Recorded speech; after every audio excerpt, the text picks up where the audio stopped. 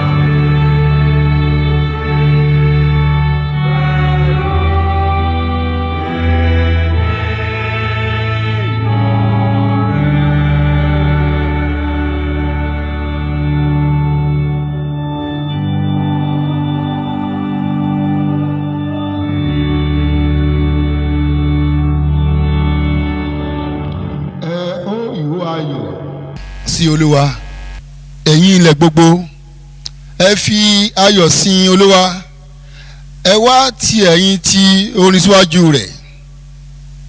Ǹjẹ́ bí a ti jí yín dìde pẹ̀lú Kristi, ẹ máa ṣe àfẹ́rí àwọn nǹkan tí ń bẹ lókè, níbi tí Kristi gbé wà, tí ó jókòó ní ọwọ́ ọ̀tún Olúwa.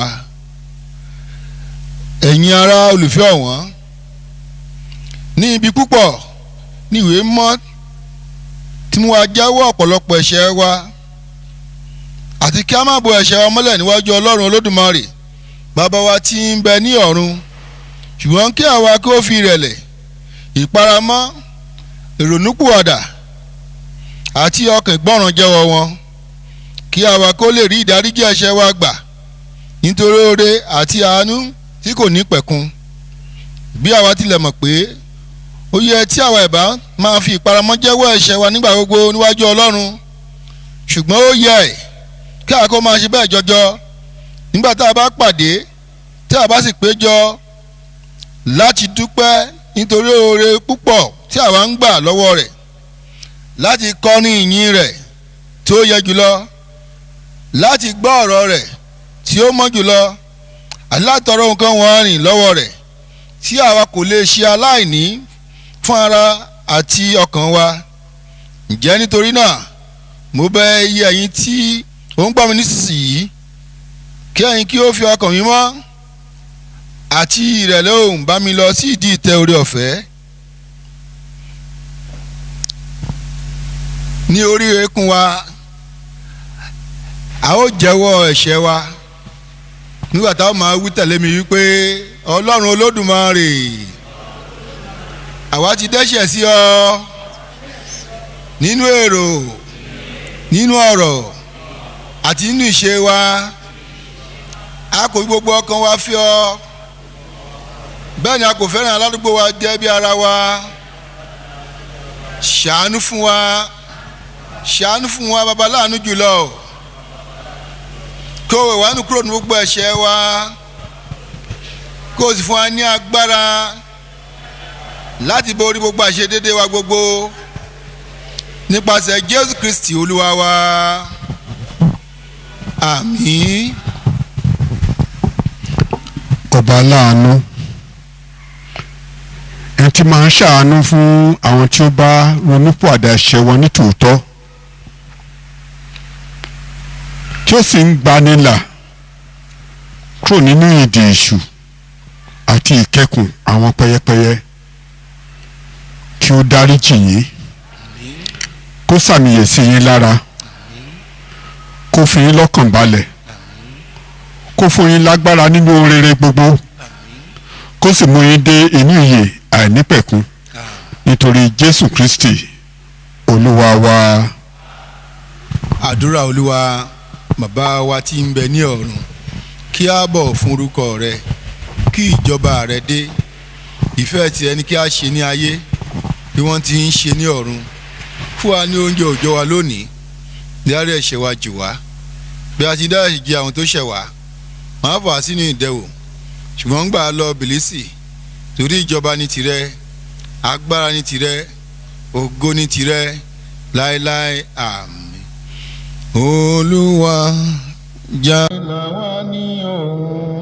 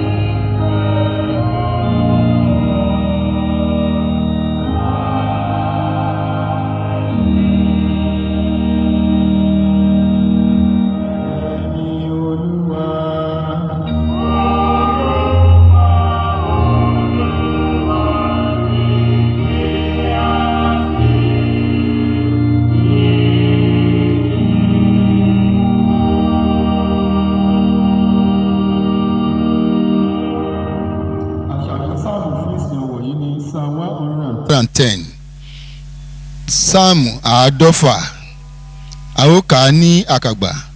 Psalm 110. Olúwa wí fún Olúwa mi pé, ìwọ jókòó ní ọwọ́ ọ̀tún mi títí èmi ó fi sọ àwọn ọ̀tá rẹ di àpótí ìtìsẹ̀ rẹ.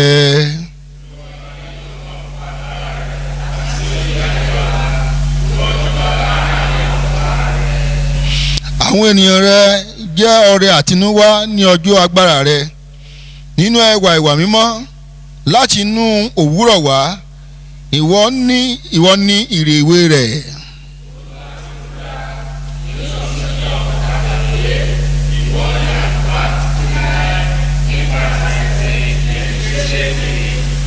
Olúwa ní ọwọ́ ọ̀tún rẹ yóò lu àwọn ọba jálẹ̀ ní ọjọ́ ìbínú rẹ. Yóò ṣe ìdájọ́ láàrin àwọn kèfèrí, yóò sì òkú fún ibi wọn ni, yóò fọ orí ènìyàn púpọ̀. Gbogbo wa yóò mú olùmọ̀ náà jọ, nítorí náà ó ṣe ìgbérí sókè sókè.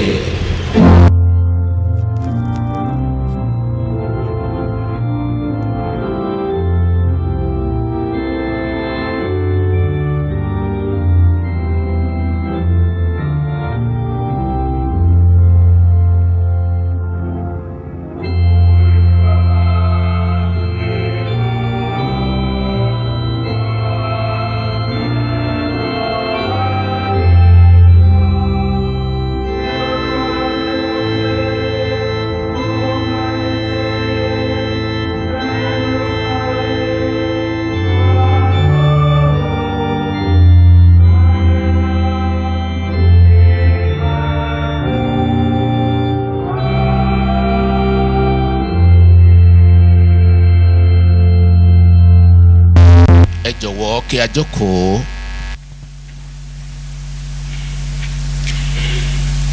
ẹ̀kọ́ kíkà fún ìsìn yìí ni a rí ní ẹ̀písẹ́lì Paul sí àwọn ará Kọ́lọ́sè orí ìkẹta a ó kà á láti ẹsẹ̀ ìkíní. ẹ gbọ́ ọ̀rọ̀ Olúwa.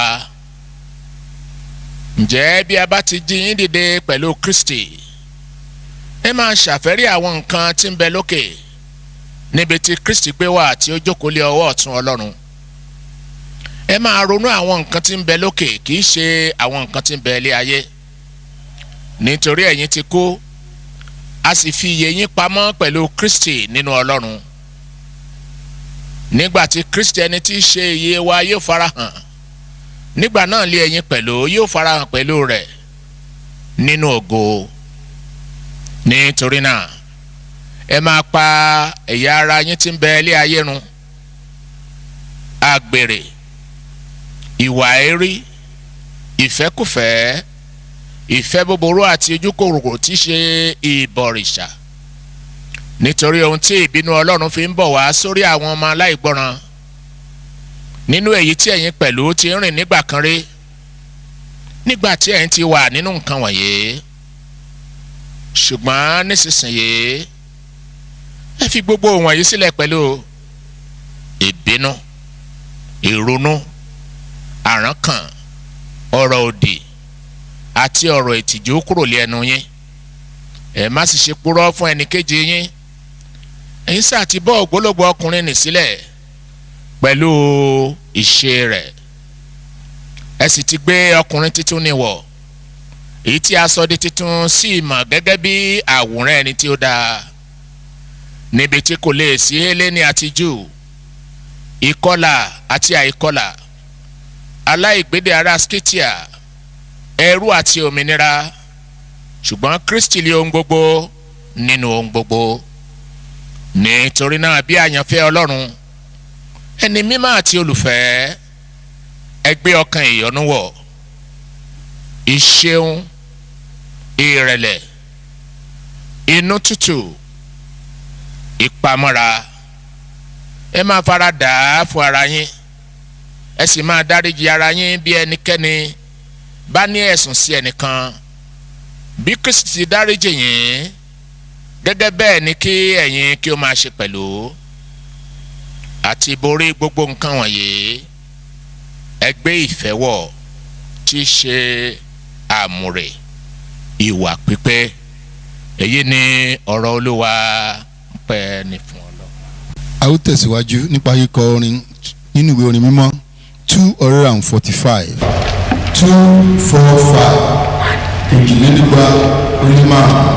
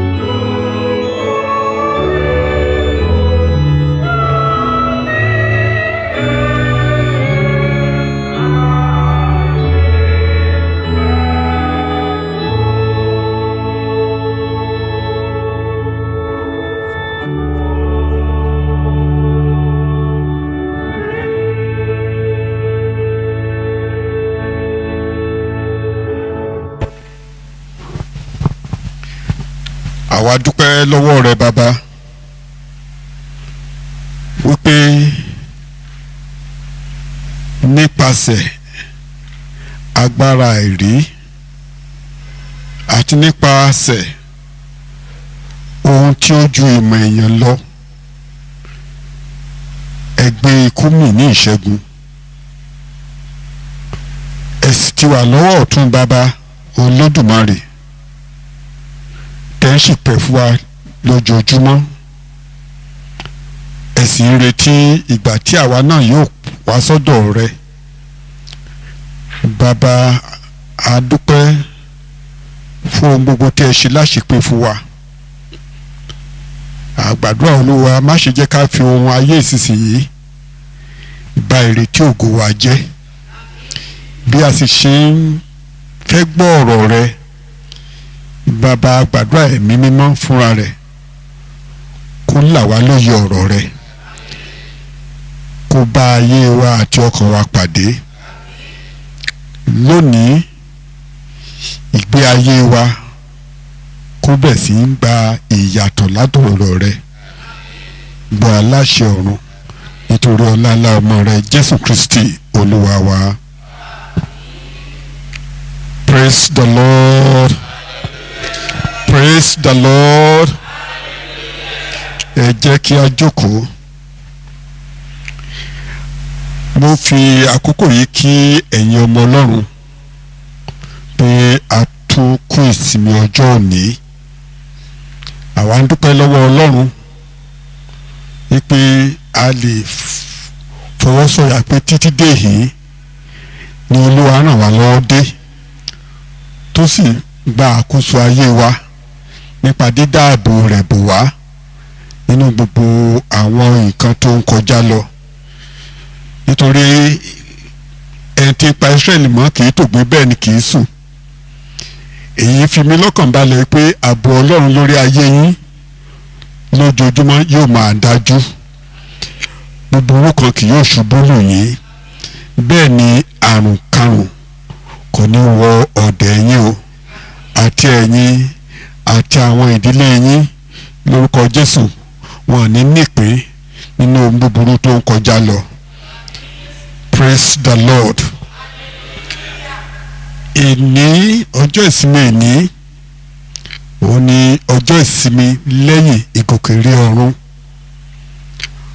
ọjọ́ Wednesday ni à ń ṣe ìrántí ìyẹn Wednesday tó kọjá lọ́sẹ̀ tó kọjá òun là ń ṣe ìrántí àyájọ́ ọjọ́ tí Jésù tó padà sí ọ̀run látìgbà yẹn ló ti wà pẹ̀lú Ọlọ́run tí wọ́n jọ ń ṣe ìjọba wọn tí wọ́n sì ń dá sí ohun tí ń ṣẹlẹ̀ nínú ayé àwa ènìyàn.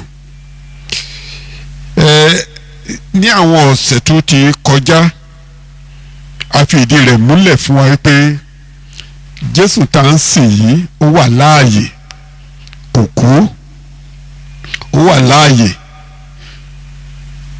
níbi tí a kà lénìí ìwé Kólósè orí 3 láti ẹsẹ̀ kìíní Colossians chapter 3 starting from verse 1 we start looking at it one by one. Ó ní ẹsẹ̀ kìíní sọ pé ǹjẹ́ bí a ti jí yín dìde pẹ̀lú Kristi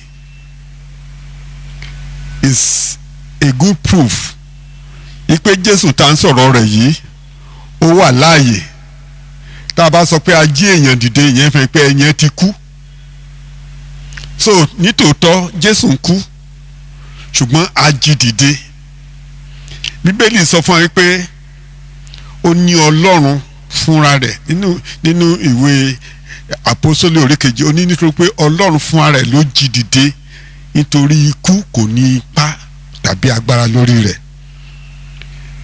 Paul wá ń jẹ́ kó di mímọ̀ fún wa o àtà jẹ́ ọmọ Ọlọ́run tá a ti ní Kristi gẹ́gẹ́ bí Olúwa àti olùgbàlà wa wípé ǹjẹ́ bí a ti jí yín dìde pẹ̀lú Kristi nítorí pé a kì í ṣe òkú mọ́ ẹni tí ó bá ti ń dẹ́ṣẹ̀ ẹ̀yẹn ti kú. tí ẹ bá rántí ọlọ́run sọ fún ádámù àti éfà ni pé ọjọ́ tẹ́ ẹ bá ti jẹ èso ọjọ́ yìí, ìyẹn èso ìmọ̀ rere àti búburú, pé ọjọ́ gan tán bá ti jẹ́ náà máa kú.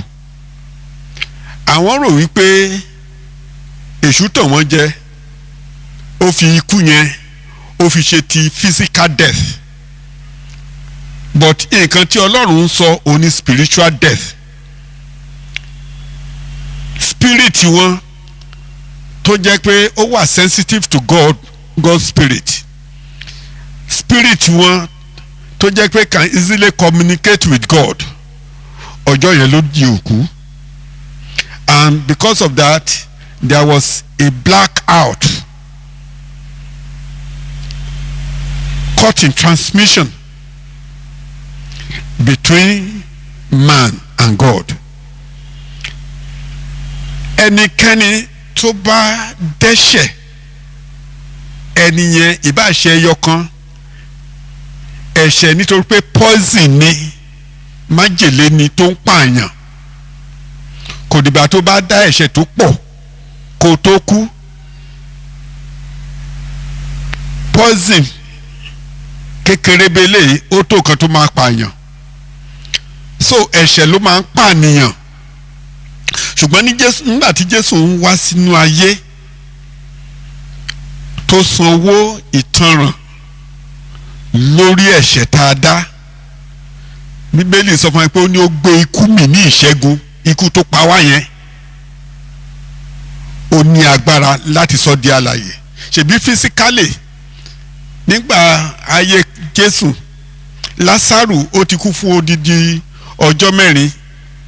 Jésù dé ibojì, ọ̀rọ̀ nìkan ni Jésù sọ, ó ní Lásárù jáde, ó dẹ̀ ṣe bẹ́ẹ̀. ká má ṣe sọ wípé ẹ̀mí ni Ọlọ́run tó jí Kristi dìde nínú isà òkú, ó ní agbára lórí ayé wa láti jí wa dìde pẹ̀lú. so nígbà tí Paul sọ fún àwọn ará Kólósè pé ǹjẹ́ bí a ti jí yín dìde pẹ̀lú Kristi, ẹ máa ṣe àfẹ́rí àwọn nǹkan tí ń bẹ lókè níbi tí Kristi gbé wà, tí ó jókòó lé ọwọ́ ọ̀tún Ọlọ́run. What is that to us? ìyẹn fi pé physically Jésù ò sí ní bí a ṣe rí nígbà tó wá nínú ẹran ara, kò sí ní ọ̀dọ̀ wa. nítorí ní àyájọ́ ọjọ́ Wednesday tó kọjá ló gòkèrè ọ̀run lọ bá Ọlọ́run Bàbá, ó sì wà lọ́dọ̀ rẹ̀ títí di àkókò yìí. so Bíbélì dẹ̀ ń jẹ́ kó di mímọ̀ fún wa pé níwọ̀n ìgbà tó bá jẹ́ pé Jésù ti jí wa dìde nínú òkú ẹ̀ṣẹ̀, ó sì mú wa jókòó sọ́dọ̀ rẹ̀, bó tilẹ̀ jẹ́ pé a wà nínú ayé. Jésù náà fúnra ẹ̀ ló sọ, ó ní bó tilẹ̀ jẹ́ pé a wà nínú ayé, ó ní a kì í ṣe ti ayé. òun ni Paul wá ń sọ níbí, ó ní ẹ máa ṣe àfẹ́rí ohun tí ń bẹ ní òkè níbi tí Jésù ń jókòó sí, nítorí that's our the end point of our lives. But major problem tá a ní lónìí òun ni pé instead tó yẹ ká ṣe àfẹ́rí ohun tí ń bẹ lókè, ilé wa tí Ọlọ́run kọ́, àwọn nǹkan mèremère tí Ọlọ́run sọ nípa òkè lọ́hùn, èlé tó jẹ́ pé a kọ àkọsílẹ̀ rẹ̀ nínú ìwé Revelation, ìfihàn orí 20 àti 1. gbogbo nǹkan tó wà níbẹ̀ ló yẹ ká máa ṣe àfẹ́rí pé Ọlọ́run mú mi délé ológun, mú mi. ṣùgbọ́n ọkàn wa ó wà occupy ju ohun tó wà nínú ayé. ẹ sì mọ̀ pé èṣù òun ni ọmọ aládé ayé yìí.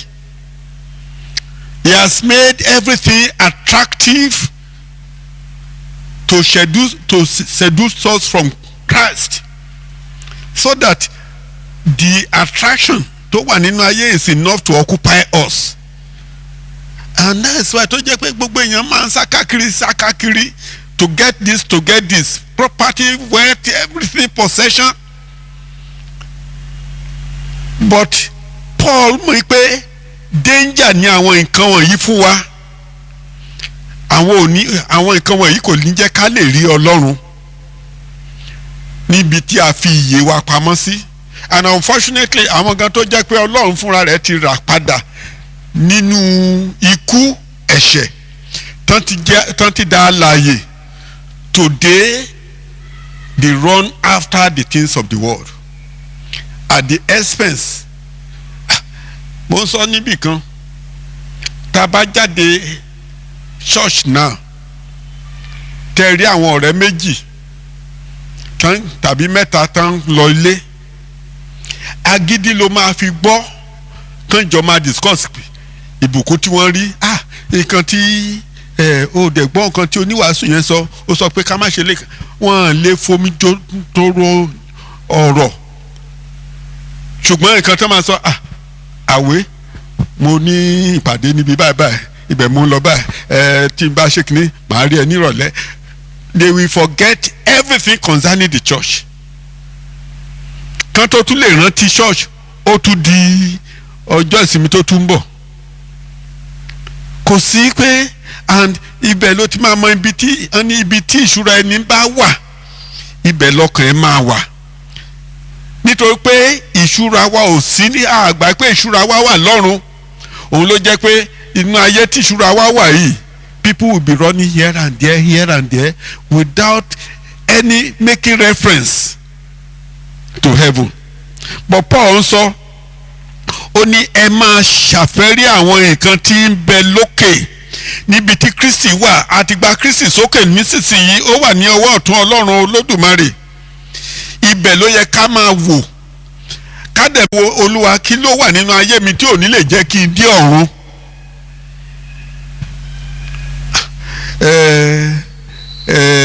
Jésù fúnra ẹ̀ ó ti sọ fún ẹ pé ó ní gbogbo ayé abáyé lọ, gbogbo nǹkan tó wà láyé àti ìfẹ́kùfẹ́ rẹ̀ ilé ayé ló pin. Ǹjẹ́ a ṣe àkíyèsí nígbà tá a bá ń si àwọn olówó, àwọn ọlọ́rọ̀, àwọn ọ̀tọ̀kùlú, àwọn gbajúmọ̀, àwọn tó jẹ́ pé wọ́n jẹ́ politician tó jẹ́ pé wọ́n ti di orílẹ̀-èdè mú tẹ́lẹ̀, wọ́n ti ṣe gbogbo ẹ̀rí tàbí ìpínlẹ̀. Ṣé a kì í ronú pé ẹni tá a fẹ́ sí nǹkan mélòó ló mú kúrò nínú ilé o? Gbogbo nǹkan tó wà máyà tó kó máyà tó jẹ́ pé tí ò jẹ́ kó rójú ráyè ṣe àfẹ́rí ohun tí ń bẹ ní ọ̀run. Ẹlòmíì aṣọ ló ń ṣe àfẹ́rí.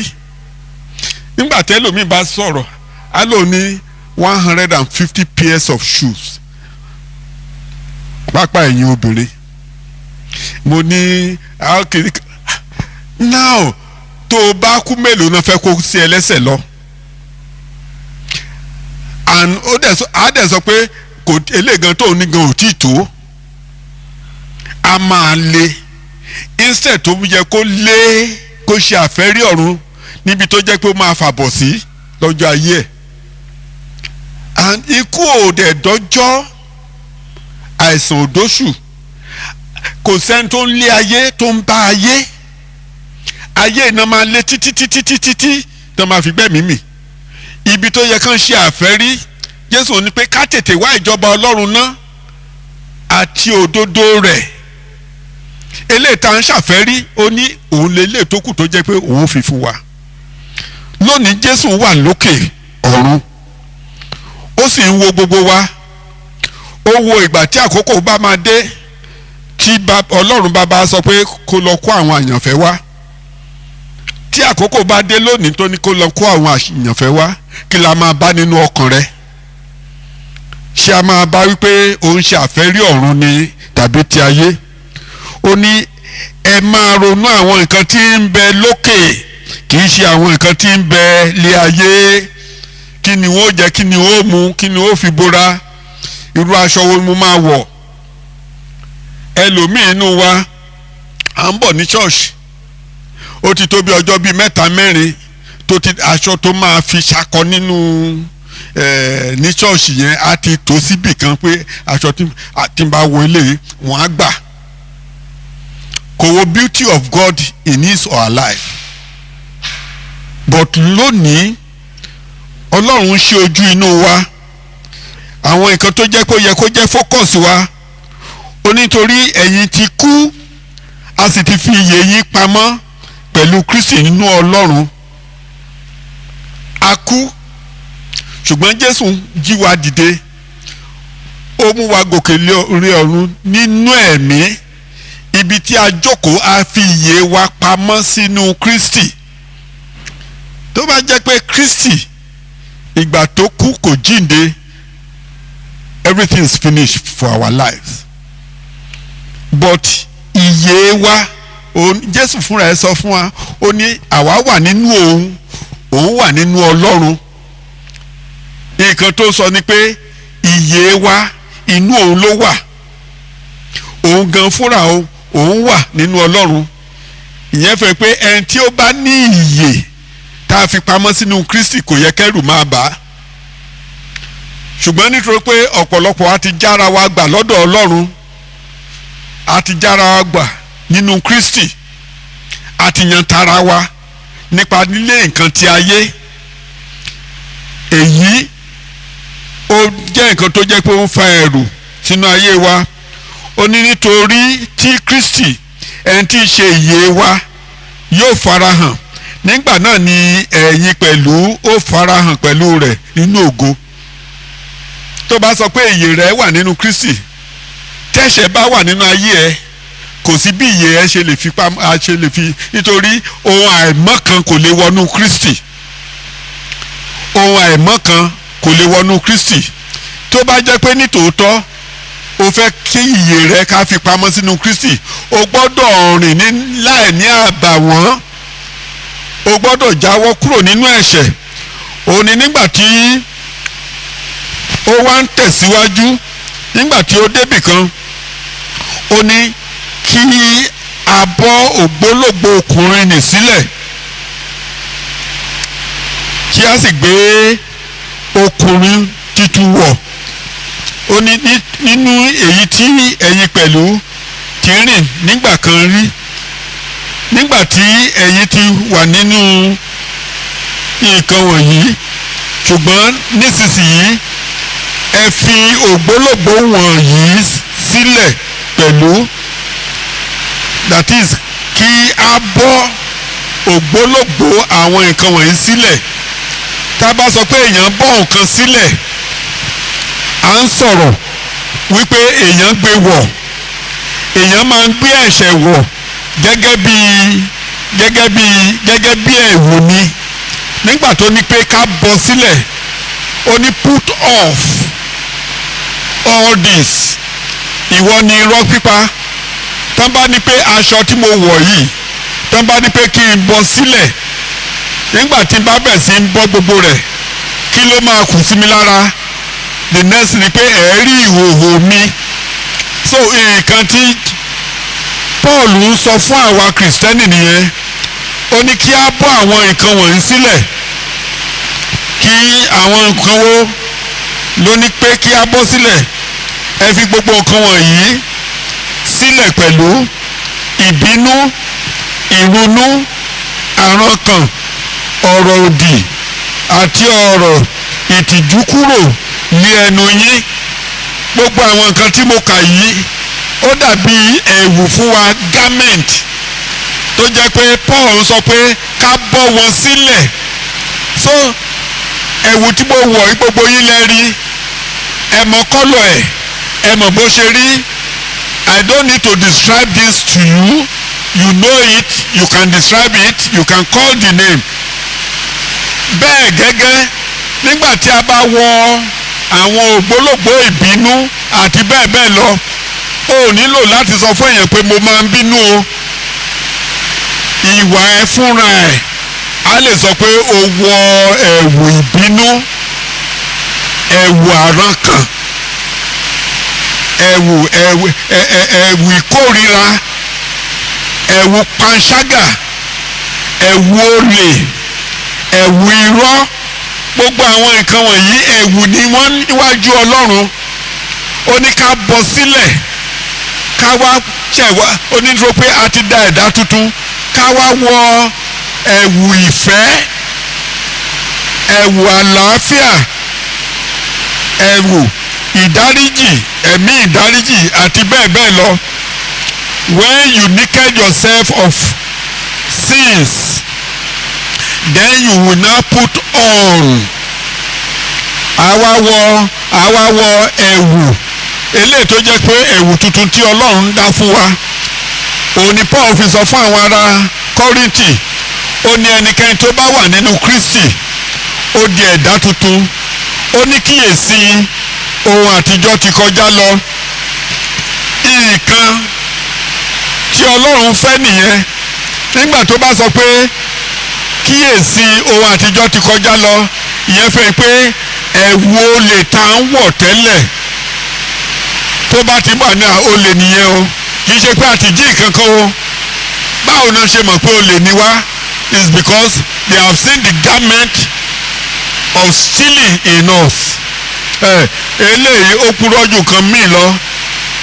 Wọ́n ti rí ẹ̀wù irọ́ nínú ayé wa. Bíbélì ń rọ̀ wá, tí a bá fẹ́ lọ sí ọ̀run níbi tí Jésù ń gbé wà, ó ní ẹ jẹ́ ká bọ́ ẹ̀wù àwọn nǹkan wọ̀nyí sílẹ̀, kí a wá ká fi àyè gba Ọlọ́run, kí a wá wọ aṣọ ọ̀tun. Ó ní nítorí kò sí Gíríkì, kò sí Ọlọ́run kì í ṣe ojúṣàájú, àtẹni dúdú, àtẹni pupa, àtẹni funfun, àti Gíríkì, àti Nàìjíríà, àti Lọ́ndọ́nà, gbogbo wa pátápátá la qualify láti lọ sí ibi ìjọba Ọlọ́run. Bí a bá bọ́ àwọn ẹ̀wù ẹ̀ṣẹ̀ wọ̀nyí sílẹ̀, kí a wá gbé ọkùnrin tuntun wọ̀. Ó ní nítorí náà bí àyànfẹ́ Ọlọ́run,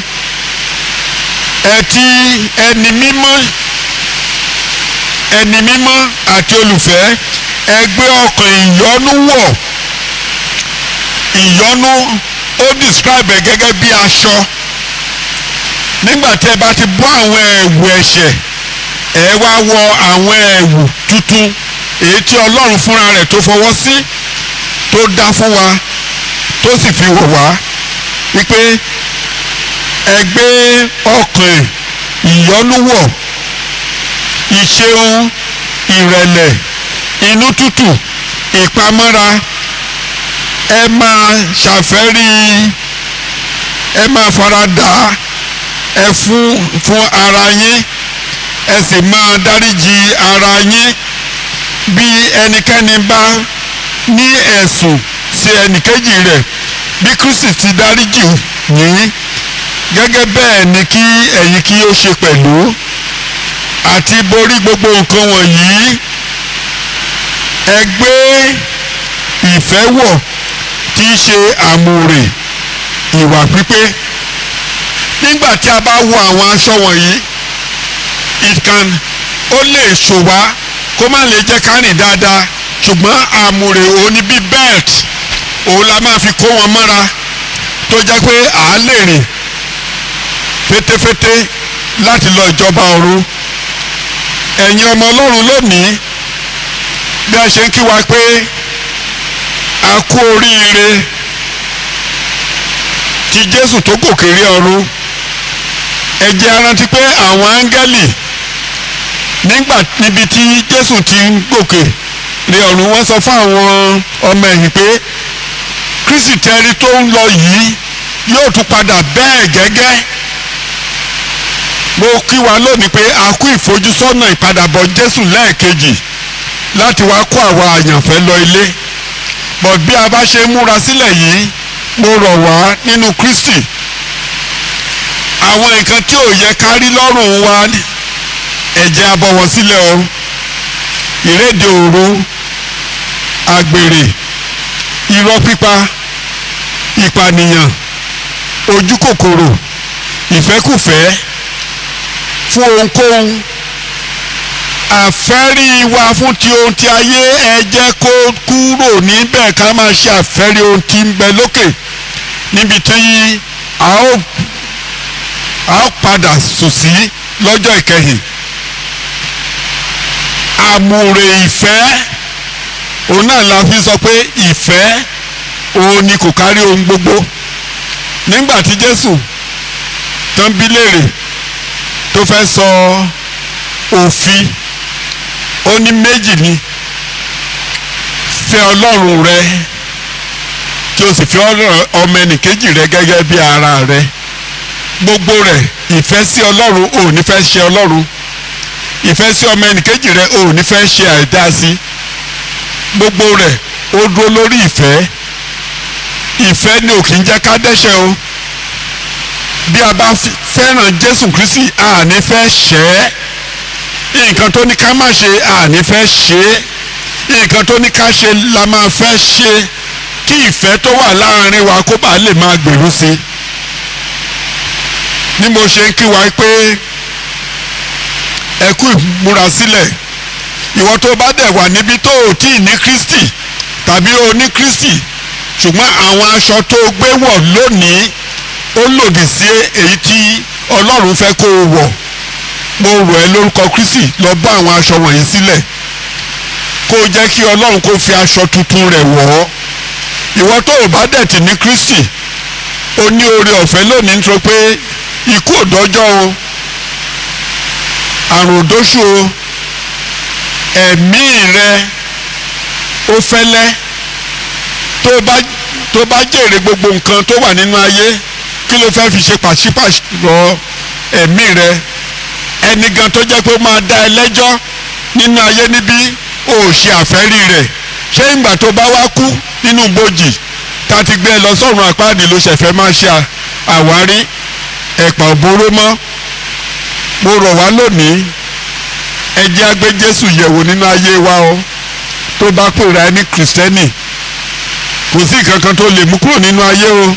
Òpin lohun gbogbo fún ọ nínú ayé. Ẹ jẹ́ ká gbàdúrà, bá Ọlọ́run sọ̀rọ̀, kó o wo ìgbé ayé rẹ. Irú àwọn ẹ̀wù wo ló ń wọ̀ nísinsìnyí? Níbo ni ọkàn rẹ máa ń wà ní gbogbo ìgbà? Kí ló ń lépa nínú ayé tí ò lè jẹ́ kó lépa ọ̀run? Bá Ọlọ́run sọ̀rọ̀. Tó bá ṣi ẹsẹ̀ gbé, àkókò nìyí fún ọ láti ronúpìwàdà. Kó sọ pé olùgbàlà, gbà mí. Mo wá síbi àánú rẹ lónìí. Àwọn nǹkan tí mo ń ṣe àfẹ́rí nínú ayé lélẹ́yìí, Olúwa gbà á lọ́wọ́ mi. Àwọn aṣọ tí mo ń wọ̀ lélẹ́yìí, àwọn aṣọ ẹ̀ṣẹ̀, irọ́ pípa, ọtí mímu, panṣágà. Olúwa bá mi bọ́ àwọn aṣọ wọ̀nyí, kó wá fi aṣọ tìrẹ kó fi wọ̀ mí. Látòní lọ, jẹ́ kí ọkàn mi kó máa ṣàfẹ́rí ohun tí ń bẹ lókè. Mo fi ara ọkàn àti ẹ̀mí ilé Ọlọ́run lọ́wọ́, kí Ọlọ́run kó ṣe àwárí ayé yìí fún yín. Oore ọ̀fẹ́ láti ṣe àtúnwò ìgbé ayé yìí kí Ọlọ́run fún yín ní orúkọ Jésù Kristi Olúwa wa. Àmín. Jẹ́ ká múlẹ̀ fún àdúrà.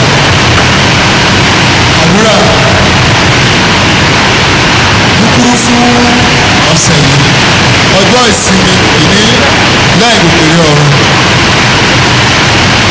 Ọlọ́run ọba ògo, ẹni tó ti gbé Jésù Kristi ọmọ rẹ̀ kan ṣoṣo lókè sí ìjọba rẹ̀ ní ọ̀run tí ó ti ògo ńlá. À ń bẹ̀bẹ̀ lọ́dọ̀ rẹ̀, má ṣe fi wá sílẹ̀ láì ní ìtùnú, ṣùgbọ́n kí o rán ẹ̀mí mọ́ rẹ láti tù wá nínú, yóò sì gbé wa lékè sí ibi náà tí olùgbàlà wa Kristi ti lọ ṣáájú wa. Ẹni tó wà tó ń jọba pẹ̀lú rẹ̀ àtẹ̀mímọ́, Ọlọ́run kan ayé àìnípẹ̀kun. kí á béèrè àlàáfíà fún ara wa àti fún orílẹ̀-èdè wa. Ọlọ́run ẹni tí ó ṣe olórísun àlàáfíà àti olùfẹ́ rẹ̀ pọ̀, mímọ́ ẹni tí ń ṣe ìyà nípẹ̀kun àti sí ẹni tí ń ṣe òmìnira nítọ́. Dáàbò wá àwọn nípa ọmọ ọ̀dọ̀ rẹ ní gbogbo ìkọlù àwọn ọ̀tá wa. Kí àwọn ẹni tí gbẹ́kẹ̀lé ààbò rẹ gidigidi má bẹ̀rù agbára tákọ̀tá nítorí agbára Jésù Kristi Olúwa wa. Jẹ́ ká gbàdúrà fún oore ọ̀fẹ́ Ọlọ́run kó lè máa bá wa gbé ní àkókò yìí. Olúwa bàbá wa ti bẹ ní ọ̀run, Olódùmarè àtayérayé Ọlọ́run, ẹni tó mú wa dé òwúrọ̀ ọjọ́ òní ní àlàáfíà, fi agbára aláàdáàbò wá inú ẹ̀ náà kó o fún wa.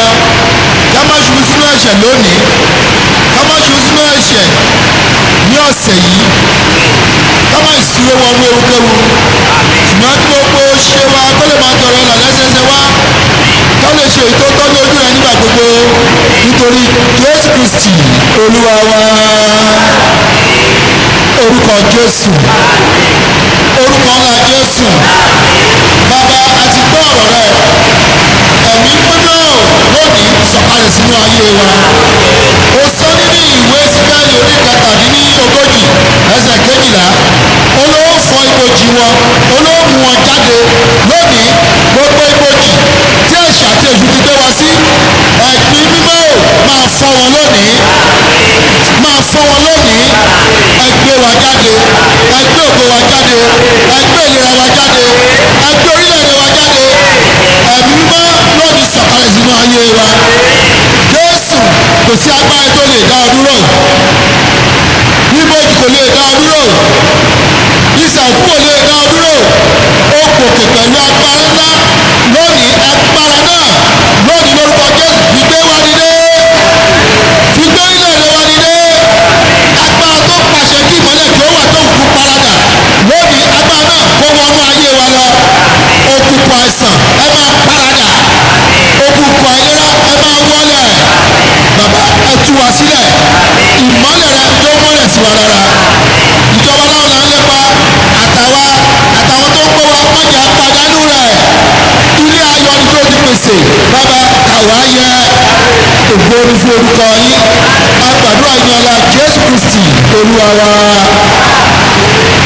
A jáde lọ sínú ayé nínú ọ̀sẹ̀ yìí. Kí agbára Ọlọ́run gbogbo eyín ró, èémí rẹ̀ kó jẹ́ fún yín. Ẹ̀mí mímọ́ Ọlọ́run níbi gbogbo tí ẹ bá wà kó ràgàbò yín, kó dáàbòbò yín, kó pa yín mọ́ kúrò nínú gbogbo ewu. Àlàáfíà tí ayé ò lè fi fúnni tó ta gbogbo ìmọ̀ àti èrò èèyàn yọ, kí Ọlọ́run kó fi dé yín ní adé. Ire àti àánú rẹ̀ kó máa bá yín lọ, kó sì máa bá yín gbé. Ojú rere Ọlọ́run kó wà nínú ayé yín. Ẹ̀kúnrẹ́rẹ́ oore ọ̀fẹ́ tí ẹ ó fi la àkókò yìí já, tí ẹ ó sì fi ṣe àṣeyọrí nínú ọ̀sẹ̀ yìí, kí Ọlọ́run kó fi fún yín. Àti kí ìbùkún Ọlọ́run Olódùmarè, ti Bàbá, ti Ọmọ àti ti Ẹ̀mí mọ́, kí ó wà pẹ̀lú yín, kó máa bá yín lọ látòní lọ àti títí láéláé.